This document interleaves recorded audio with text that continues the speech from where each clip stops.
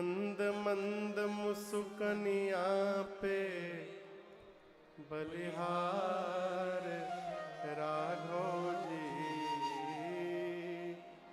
बलिहार राघव। श्री विश्वामित्र जी राम जी के रूप में खो गए। भूल गए हो? क्या भूल गए? मैं कौन हूं, मैं कहां से आया हूं, कब से आया हूं, कैसे आया हूं, क्यों आया हूं। विश्वामित्र जी लापता हो गए। और याद रखिएगा, जब तक हम लापता नहीं होगा तब तक भगवान का पता नहीं मिलेगा। भगवान का पता तभी मिलेगा जब ये लापता होगा। भगवान में ही खो गए विश्वामित्र जी। श्री चक्रवर्ती जी विश्वामित्र जी के भाव भंगिमा को देखे प्रसन्न हो गए। बोले मुनिवर आप क्यों आए हैं बताइए, आप अपने आने का कारण बताइए। आप कहने में विलंब कर रहे हैं, आप कह देंगे तो मैं करने में विलंब नहीं करूंगा, तुरंत करूंगा। क्यों आए हैं आप? महाराज सोच, गुरुदेव विश्वामित्र सोचे कि बढ़िया समय है। महाराज स्वयं पूछ रहे हैं। बोले राजन, असुर समूह सतावहि मोहि, मैं जाचन आयौ नृपतो। महाराज मुझे असुरों का समूह सता रहा है, मैं आज आपसे कुछ याचना करने आया हूं। महाराज बोले मांगिए मांगिए मांगिए, जो मांगिएगा दूंगा, तुरंत मांगिए, सावधान। ऐसा भूल कर भी नहीं कहना चाहिए। आदमी जब बहुत प्रसन्न होता है कहता है जान मांगिए, जान दे दूंगा, हम आपके लिए प्राण दे सकते हैं, मांगिए। और कहीं सामने वाला चूहा मारने की दवाई लाकर बोले पी के दिखाइए, एक बार पीजिएगा। हमारे महाराज श्री कहते बाबू, अतिशय प्रेम की स्थिति में वचन नहीं देना चाहिए। बहुत प्रेम हो ना, उस समय वचन नहीं देना चाहिए। आदमी कहता है हम आपके लिए चांद तोड़ के ले आएंगे। अरे कहा एस्ट्रोनॉट है क्या कि जाके ले आइएगा? कैसे लेके आइएगा? अब बहुत क्रोध की स्थिति में निर्णय नहीं लेना चाहिए, दोनों में अपना नुकसान है। महाराज इतने आनंद में है, बोले आप जैसे मांगिएगा तुरंत दूंगा, बताइए क्या चाहिए। विश्वामित्र जी ने कह दिया, अनुज समेत, किसके साथ? अनुज के साथ, देहु रघुनाथा,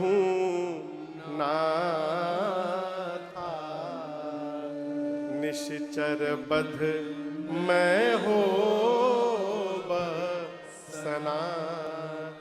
आप छोटे भैया के साथ, ये लक्ष्मण जी के साथ हमको राम जी को दे दीजिए। आपको बताऊं, अब तक जो महाराज इतने आनंद में थे, जैसे विश्वामित्र जी ने राम जी को मांगा, जिस प्रकार सूर्यास्त के समय कमल का पुष्प कुम्हिला जाता है, महाराज का पूरा चेहरा कुम्हिला गया। हाथ जोड़कर बोले मैंने आपको मांगने के लिए कह दिया, इसका अर्थ ये नहीं होता है कि आप कुछ भी मांग लेंगे हमसे। आपको मांगने का ढंग नहीं आता बिल्कुल।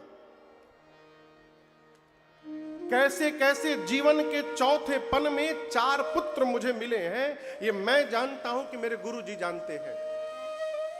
आप मुझसे राम को मांगने आ गए। मैं आपसे एक बात बोलूं विश्वामित्र जी, राम में कितने अक्षर हैं आप लोग बताइए? राम में कितने अक्षर हैं? 2 अक्षर है ना। दशरथ जी बोले एक काम करिए ना, धन मांग लीजिए ना, धन में भी 2 अक्षर है, जितना बोलिएगा उतना धन दे दूंगा आपको। धन के साथ गौ मांगिए ना, गौ में भी 2 अक्षर है, जितना बोलिएगा उतना गौ दे दूंगा आपको, जो बोलिएगा दे दूंगा, मांग लीजिए। नहीं लीजिएगा। अच्छा, कोश मांगिए ना, कोश में भी 2 अक्षर है। अवध का सारा कोश दे दूंगा आपको, सब दे दूंगा, मांगिए, कोश मांगिए, नहीं लीजिएगा। भूमि में भी 2 अक्षर है, जितना कहिएगा उतनी भूमि दे दूंगा आपको। भूमि मांग लीजिए ना राम के बदले में।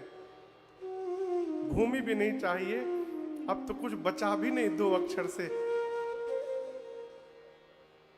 प्राण में भी 2 अक्षर होते हैं मुनिवर, प्राण में। आप मुझसे मेरा प्राण मांग लीजिए, मैं विलंब नहीं करूंगा मुनिवर। आप मांगे नहीं कि मैं अपना प्राण निकाल करके आपको दे दूंगा। मैं प्राण तो दे सकता हूं, परंतु अपने राम को नहीं दे पाऊंगा, मैं आपसे स्पष्ट बता रहा हूं। महाराज ने सीधे शब्दों में मना कर दिया। राघव को मैं न दूंगा, राघव मैं न दूंगा। मुनिनाथ मरते मरते, मुनिनाथ मरते मरते, मेरे प्राण ना बचेंगे, मेरे प्राण ना बचेंगे। यह दान करते करते, यह दान करते करते, राघव मैं न दूंगा।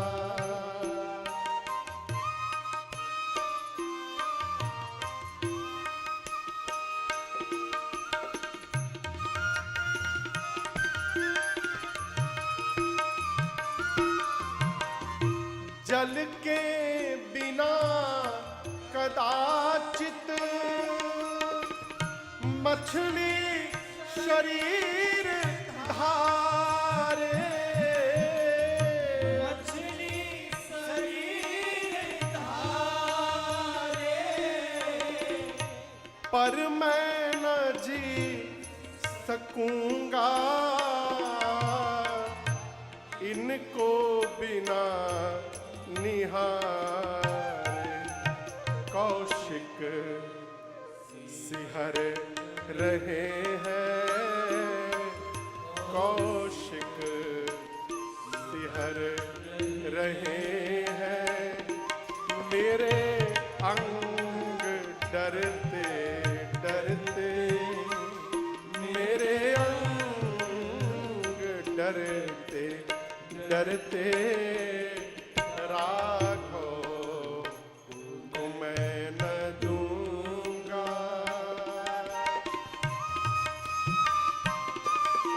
आपने एक बार भी विचार नहीं किया मन में, कहां घोर निशाचर, कहां पुष्प से कोमल मेरे बच्चे। लड़के हैं राम लक्ष्मण, कहिए कैसे करे लड़ाई, कैसे करे लड़ाई। गिरधर प्रभु को देते बनता नहीं गोसाई। कहयूं पड़े चरण पर, कहयूं पड़े चरण पर, दृग नीर ढरते ढरते, दृग नीर ढरते ढरते, राघव मैं न दूंगा, राघव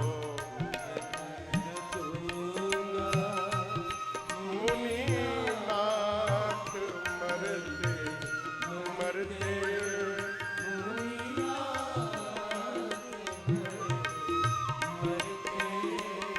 मेरे प्राण ना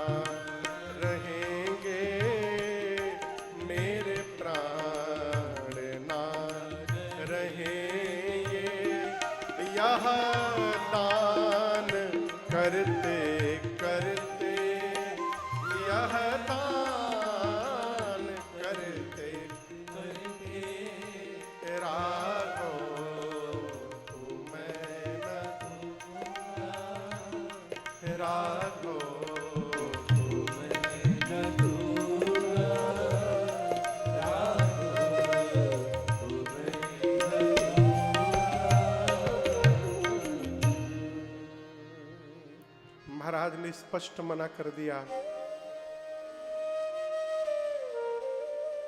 मुनिनाथ मरते मरते,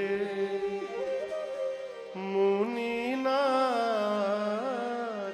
मरते मरते, राघव को मैं न दूंगा। स्पष्ट मना कर दिया, मैं राम को नहीं दूंगा। और आपको बताऊं, विश्वामित्र जी को बुरा नहीं लगा। विश्वामित्र जी आनंद में आ गए, कहे धन्य है महाराज, आप धन्य हैं। आज पता चला हम महात्माओं को छोड़कर भगवान एक गृहस्थ के घर में क्यों आ रहे हैं। आज पता चला गृहस्थ होकर आप जितना राम को प्रेम कर रहे हैं, एक महात्मा होकर मैं उतना प्रेम नहीं कर पा रहा हूं। आप मेरे से धन्य है महाराज। खूब प्रशंसा की। गुरुदेव भगवान श्री वशिष्ठ जी ने दशरथ जी को समझाया, महाराज राम को मैंने शिक्षा दे दी है, अब आयुध की शिक्षा इनको विश्वामित्र जी देंगे, इसलिए विदा करिए। और मैंने राम की कुंडली देखी है, उसमें स्पष्ट लिखा है जब तक राम किसी महात्मा के साथ अयोध्या से बाहर नहीं निकलेंगे, महाराज आपके घर में बहू नहीं आएगी। महाराज सुने कि जाएगा तो बहू लेकर के आएगा, तुरंत आंसू पोंछ के तैयार हो गए। कोई बात नहीं, फिर तो ठीक है। तुरंत राम लक्ष्मण जी को बुलाए, हृदय से लगाए, कहे कि आज तक जैसे मुझसे पूछ पूछ कर आप व्यवहार करते थे, आज के बाद विश्वामित्र जी से पूछ पूछ कर करिएगा। और विश्वामित्र जी से दशरथ जी ने कहा, मुनिवर आप ये न मानिएगा कि मैं अपने पुत्रों को दे रहा हूं, आप ये मानिएगा कि दशरथ ने अपना प्राण निकाल करके आपको सौंप दिया है। ये दोनों मेरे प्राण हैं। राम लक्ष्मण जी पिताजी को प्रणाम किए, रनिवास में माताओं को प्रणाम किए, चले बक्सर। रास्ते में ताटक वन आया जहां एक राक्षसी रहती थी। क्या नाम था उसका? ताड़का। पहले से उसको पता था कि विश्वामित्र किसी को लाने गया है जो हम लोग का वध करने वाला है, घात लगाकर बैठी थी। और जैसे राम लक्ष्मण विश्वामित्र जी आए, विकराल रूप धारण करके दौड़ी है। लक्ष्मण जी निकाले बाण मारने के लिए, राम जी बोले लक्ष्मण अबला है अबला। विश्वामित्र जी बोले अबला नहीं, यही सबसे बड़ी बला है, मारिए इसको। जैसे विश्वामित्र जी ने कहा, भगवान निकाले अमोघ बाण, एक ही बाण प्राण हर लेना, दिल जान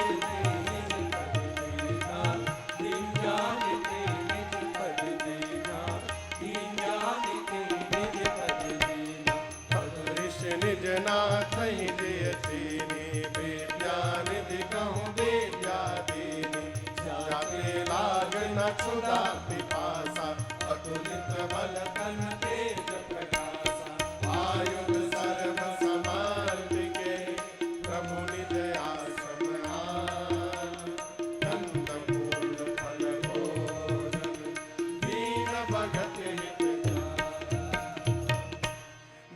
भगवान ने निकाला मोह बाण, हुचकी आ रही है।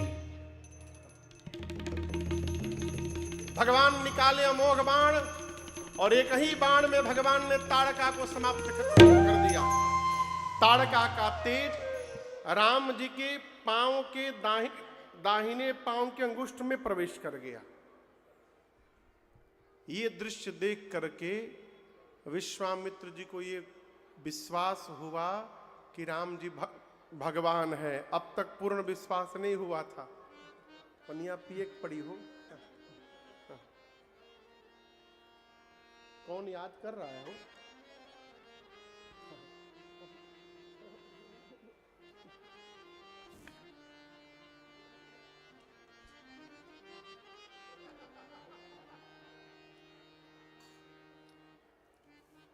मैं पानी पी नहीं रहा था। ठाकुर जी बोले कैसे नहीं पियोगे, अभी हुचकी दिलाता हूं, पीना पड़ेगा। हुचकी समझते हैं ना आप लोग? ये नकली की है, हम ये नहीं था, हाँ इसके पहले असली था। एक बाण में प्रभु ने ताड़का को समाप्त किया। आपको बताऊं, अब तक विश्वामित्र जी को 100% ये विश्वास नहीं था कि भगवान है। जब ताड़का का तेज राम जी के पांव में प्रवेश कर गया तब उनको विश्वास हुआ ये तो भगवान है। राम जी को 2 विद्या दी, बला और अति बला, जिससे न भूख लगे न प्यास, शरीर में अतुलित बल रहे। सारा आयुध राम जी को समर्पित करके आश्रम लाए। कंद मूल फल रात्रि में भोजन हुआ, फिर विश्राम। प्रातः काल राम जी ने विश्वामित्र जी से कहा, मुनिवर आप निर्भय होकर यज्ञ करिए, हम दोनों भाई पहरे में खड़े हैं। यज्ञ प्रारंभ हुआ। धुआं देखकर मारीच सुबाहु दौड़े। भगवान ने मारीच को देखा। राम जी सोचे आज मार दूंगा तो आगे हिरण कौन बनेगा सोने का, इसलिए बचाना है। बाण का फर निकाला और बिनु फर बाण राम ते मारा, सत योजन का सागर पारा। सत योजन का सागर पारा, सत योजन का सागर पारा। पावक सरस बाहु पुनि मारा, अनुज निशाचर कटक संहारा।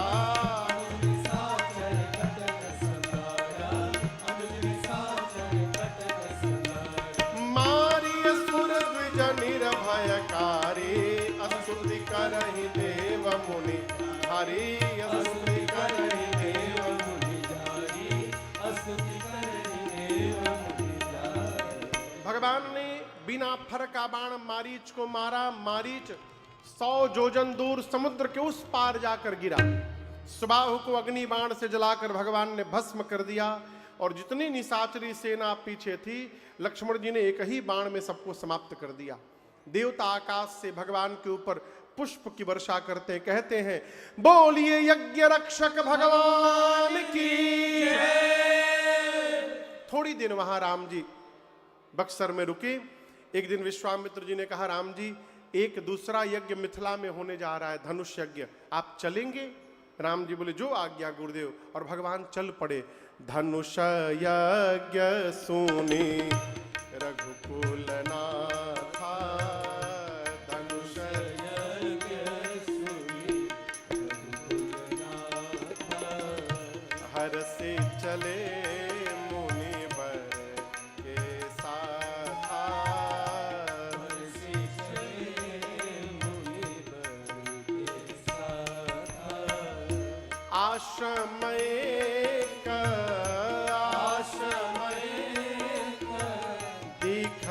गमाहे खगमृग जीव जंतु तहनाहि,